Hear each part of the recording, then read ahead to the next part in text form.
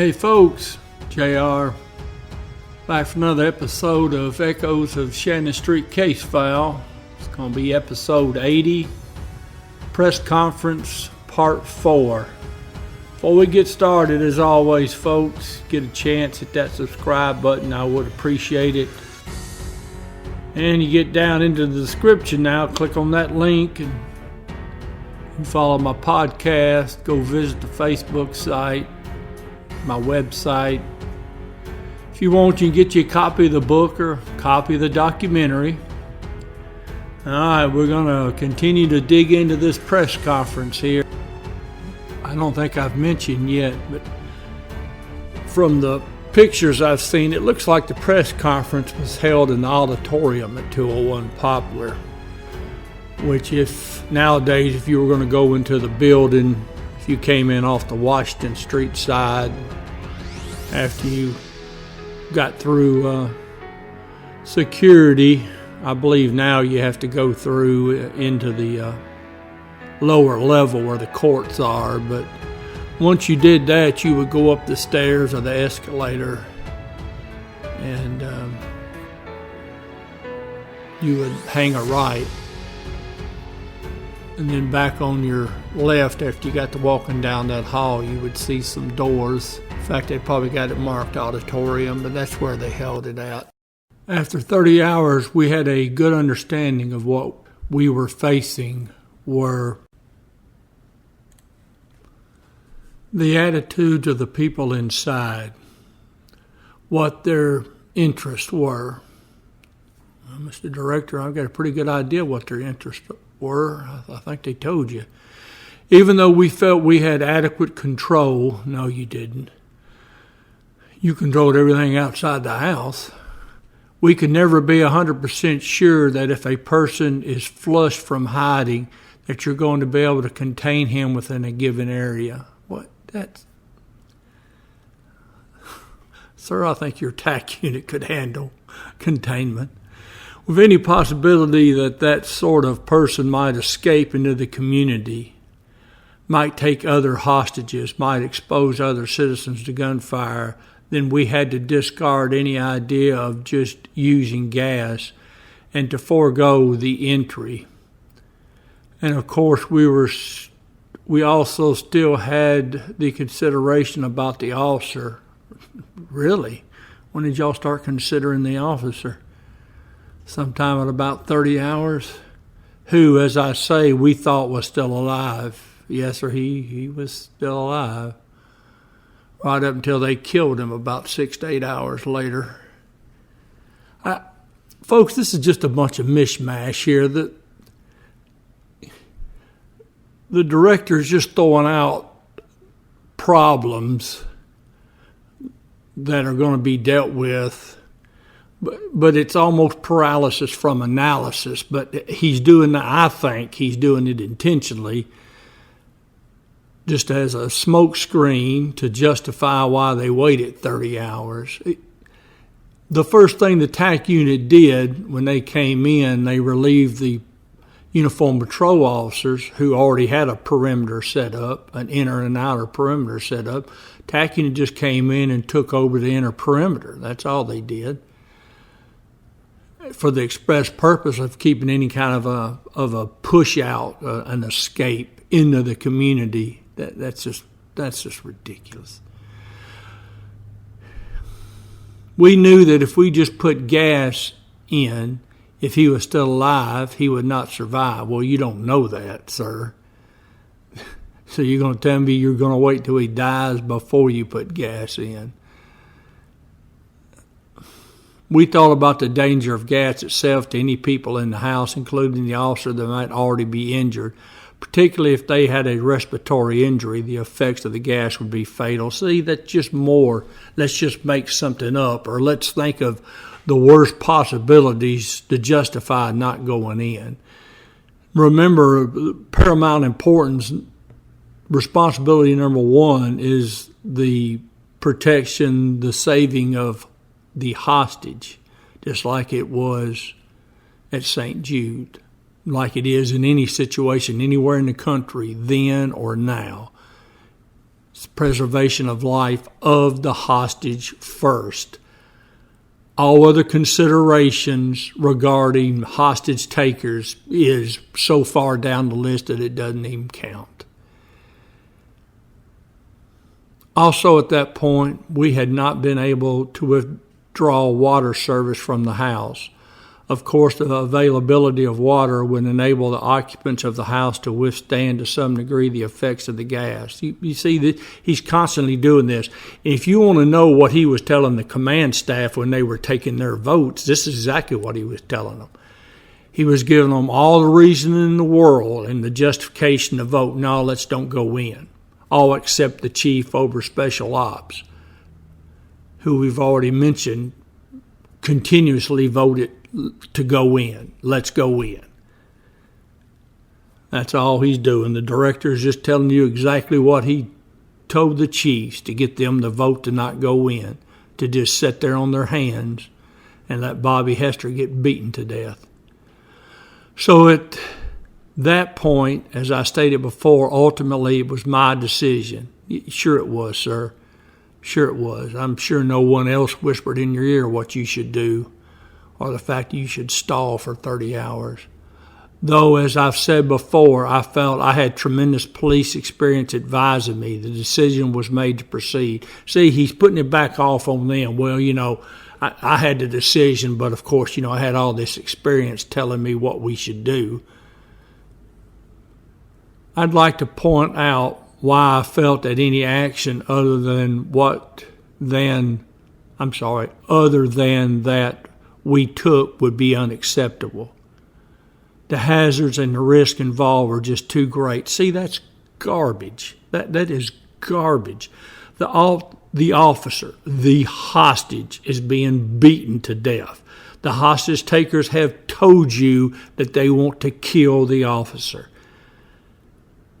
And I would like to point out one thing that I think I did not mention earlier. As stated earlier, I've given you the names of the individuals.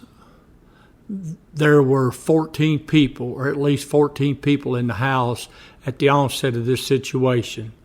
There were 7 in there, as you all know, when it was concluded. I need to point out that those that left were not hindered or deterred in any way according to their statements. They didn't want any part of it after the thing had started. Although a couple of them were involved in the first altercation, they wanted to leave. They left and were not hindered or deterred in any way. We knew at the time the ultimate decision was made to assault the house. We had talked to a number of these people already that they had left without any hindrance, without any threats, without any deterrence. So we had every reason to know that the 7 remaining in the house were there because they wanted to be there. They were willing participants. Now, that's correct, sir. Before we move on to the assault, I'd like you to hear one more brief tape, which is a tape that was made right towards the end of the siege, just before the entry action was taken. Then in parentheses, the tape which showed the shrill voice said to be that of Lindbergh Sanders was garbled and incomprehensible. As I stated, those tapes were made from the listening devices that we had been able to install during the late hours of this siege. I think they give you a pretty clear indication of the emotional condition and attitudes of particularly Mr. Sanders, who apparently was the speaker.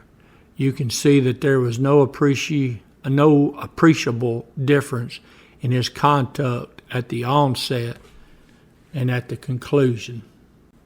Folks, you know how you know that there's something wrong other than the obvious actions that were taken or the inactions that were decided? Was the fact that the director is just going on and on and on. Police departments have always and should always, you do a press conference, you just state the facts, end of the story. The longer you talk, it just makes it look like you're guilty of something, and of course they are. And I think everybody knows it the longer he talks. You put out a press release. He can give the press conference if he wants, just state the facts. Everybody would have known and understood, and if you didn't, it wouldn't have mattered because they wouldn't understand or wouldn't want to. So why just continue on with this gobbledygook that he's doing? Other than the fact he's just chasing his tail. He's just doing this just to cover some administrative butts. I'll go through the actual assault now, explain to you in detail how it took place, what occurred, who received what injuries, and in what order, and what went on to the best of our ability. This particular part of it is the result of a summation or compilation of information furnished by the assaulting officers. I would like to point out that at this particular time, our investigation would substantiate, would verify what the officers have told us to their movements, their conduct, and what occurred inside the house. Now, that part's actually believable. That's actually true. That's what you do with the investigation. You take the physical evidence and you compare it to the statements, and it should all line up. As I also stated at the first, some studies of ballistics trajectory studies, etc., could take weeks or even months to complete. All right, at 3:05 a.m., after some period of time of preparation, the actual order of entry was given. At that particular time, some 35 rounds of ferret tear gas was fired into the residence, along with other types of ordnance, some we refer to as flashbangs, ordnance, that are simply devices that create a loud noise and create a flash effect. The only purpose is they are designed simply to confuse or disorient anyone that happens to be in the immediate area. Although that disorientation is very short-lived, it would be similar to a very loud firecracker going off close to you. It has no injury effect. The first entry was made at 3:06 a.m. by officers R.O. Watson, C.R. Summers, Don Rutherford, Kenny McNair, Dave Hubbard, and H.A. Ray. From this point on, I'll generally just use their last names.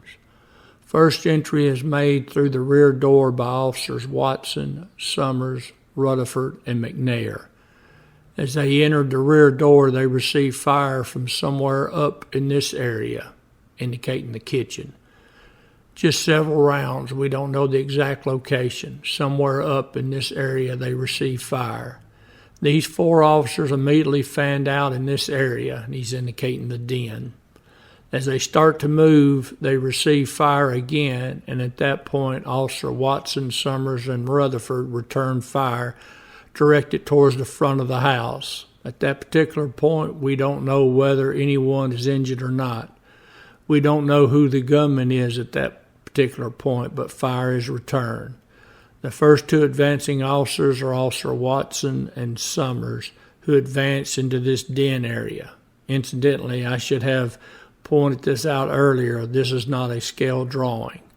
This room, indicating the middle bedroom on the west side of the house, is the focus of the attention. All right, folks, it's going to wrap up this episode here. Nice to hear the director actually quoting some facts. So far seems to be pretty accurate.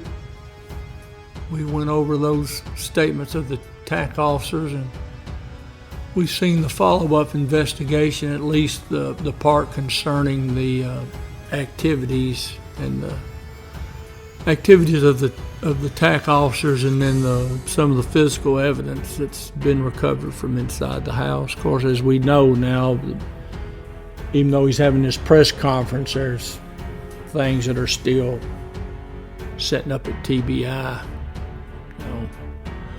But anyways, it is refreshing to hear him just talk of the facts stop all this other mess. Before I forget, got the red square at the top, 2009. I was a lieutenant on the evening shift, the Charlie shift.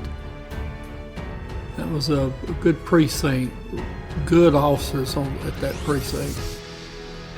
We had a good command staff. We were in good shape there. I had a lot of fun down there. A lot of fun. All right, folks. As always, I appreciate you. We'll get together in a few days. Till then, I'll see you down the road.